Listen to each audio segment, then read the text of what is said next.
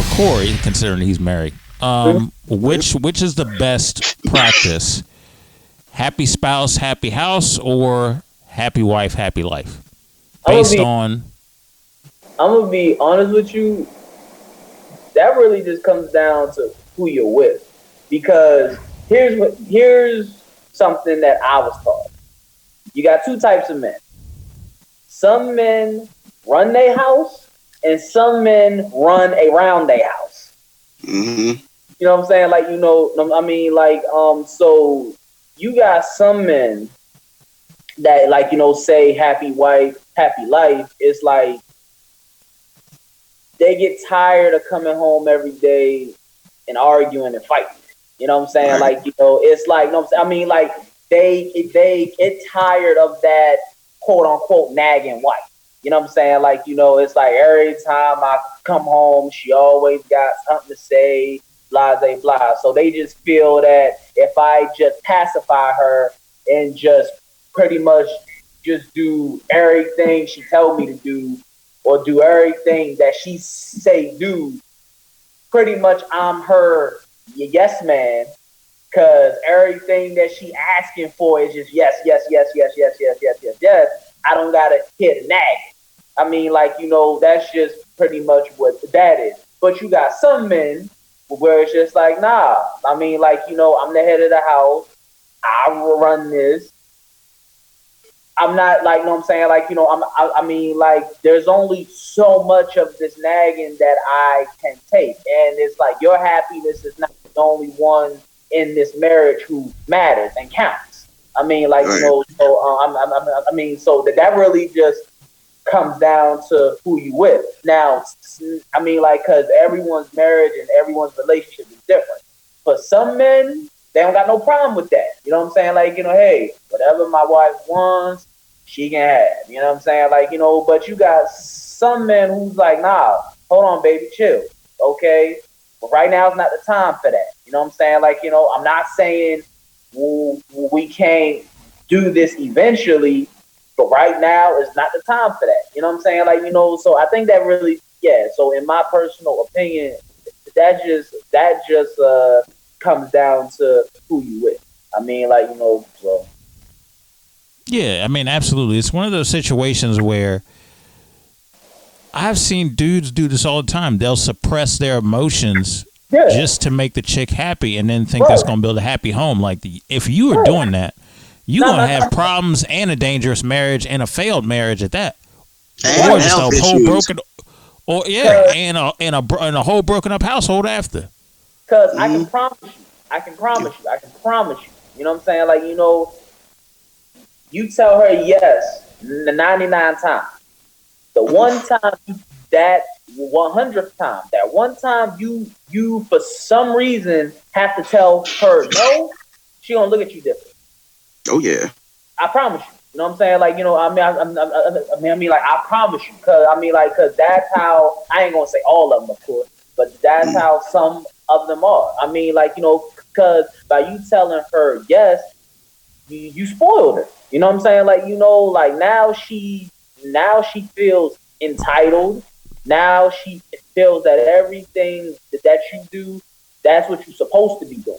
You know what I'm saying? Right. Like, you know what I'm saying? I mean, like, and then that's when all the fuckery happens. Where, you know what I'm saying? Like, where they start trying to play those games. You know, I mean, like, well, you ain't shit and all that other stuff. I should, I mean, like, how come that you can't do this or do that, but knowing damn well I've been doing this and that since we've been together. Right. I think that's how you create a monster. Yeah, but I think that there needs to be, this is what I always tell people. You need to communicate as to what you will tolerate and what you won't tolerate. Right. I'll tell somebody quick, don't play no head games with me, because I'm quick to cut with people. I'll tell somebody straight up. You be straight up honest with me, and you tell me exactly how you're feeling. Do not play games. Do not play mind games. Don't do any snake tricks to me. I don't do them to you. The second that is done to me, You're out of my life. You have to. That's a personal rule for me in any type of relationship that I'm in, or friendship, or whatever. Just don't do none of that stuff, and you're fine.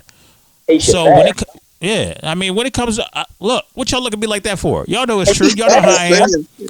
No, I'm just saying. I mean, that's how I am. Y'all know this ain't no surprise to y'all. Let's see if when she really throwing it back, do you still have that same backbone? Let me put it to you like this. At some point, you're gonna get tired of disrespect. I don't care how good. I don't care how good she is, or that she is in the bedroom or wherever y'all decide to do that at. I don't care how good that is.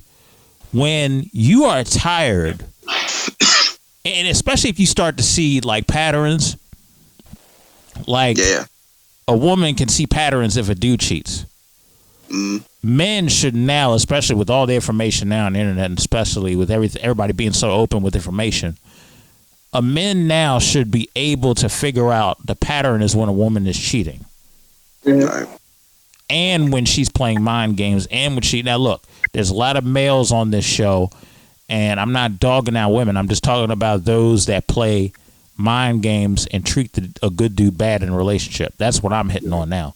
So when we are talking about that particular issue, at some point, like, it's 2020, you have to have a backbone to be happy. I strongly believe you have to have a backbone. You can't sit over there and keep sacrificing the very essence of who you are as a person, your rules, your stances on certain things. You can't keep doing that just to satisfy somebody else, or just because you're worried about what this person's going to think. Like, no, you're being disrespected. Tell that person why it's disrespectful to do this to yourself. You know what I mean? Open up and be like, hey, you did this, and I found it disrespectful, and here's why. And I'm telling you this so you can correct it, so I don't have to go through this again. Communication is everything. If I don't have communication in a relationship, if I can't open up without my words being twisted, if I can't open up and talk about stuff that progresses our relationship without it being a fight or an argument, or we're not finding a solution, then what the hell am I doing in this marriage, this relationship, or even this friendship, or whatever other label you want to put it on in terms of socially? True. I mean, but I'm gonna be honest with you. It's not just people got to communicate. You see, I have also come to find out communication is not the problem. It's that people don't listen. You know what I'm saying? Because I can say something to you 100 times a day. You know what I'm saying? I am communicating. You know what I'm saying? I can tell you that, hey, what you're doing is wrong. What you're doing is bothering me. I don't like it. It makes me feel X, Y, and Z. I can tell you that 100 times a day. That's me communicating. But you're not listening. You know what I'm saying? People, I think one of the main problems now, communication is a key thing, of course. But I think that what people don't understand is that the other side of communicating something is that you got to receive. You know what I'm saying? So you have to be able to receive constructive criticism. You have to be able to receive, hey, as my partner, you're making me feel X, Y, and Z. I don't like it. You know what I'm saying? A good partner is going to, take that in and try to adjust in whatever practical way, you know what I'm saying? To not make their partner feel that way. But if you got a selfish partner, they'll just say, well, you knew who I was when we got together. You know what I'm saying? Okay, that's who you was. You trying to tell me that if we've been together for X amount of years, the same person that I got with 20 years ago is supposed to be the same person now? So you haven't grown or evolved or changed? You know what I'm saying? You have to be able to receive and to listen and stop taking things, okay, now there is a difference between constructive criticism and insulting. if I'm doing something, don't insult me. But like, hey, I mean, hey, tell me like, hey, this is what you're doing. I don't like it. But don't talk to me as if I'm a child. You know what I'm saying? Like, that like that'll get at me. Somebody says that to me. Right. Like, don't talk. Like, if we're supposed to be together, I'm a grown man. You are a grown woman. But I'm a grown man. Talk to me like a man. You know what I'm saying? Like, and you know what I'm saying? Like, and the saddest thing is, and Thomas, he'll tell you too, the saddest thing is that as men, even as women, but right now we talking about men. The nicer you are to a person, the more they take advantage of you.